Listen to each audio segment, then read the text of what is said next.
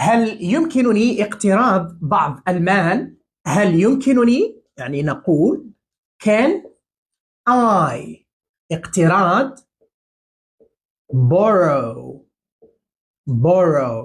بعض some المال money.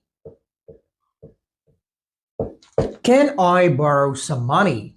هل يمكنني أن أقضي الليلة هنا؟ يعني هذه العبارة تؤخذ على هذا الشكل. نقول Can I هل يمكنني have a sleep over or over. Can I have a sleepover؟ يعني ممكن أن نقول هل يمكنني أن أحصل على مبيت؟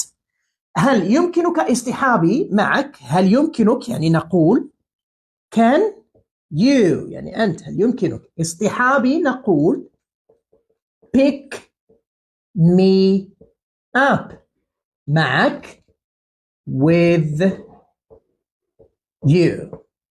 Can you pick me up with you؟ إذن فبالمناسبة إذا كنت مهتم بتعلم دروس اللغة الإنجليزية عن بعد تواصل معنا.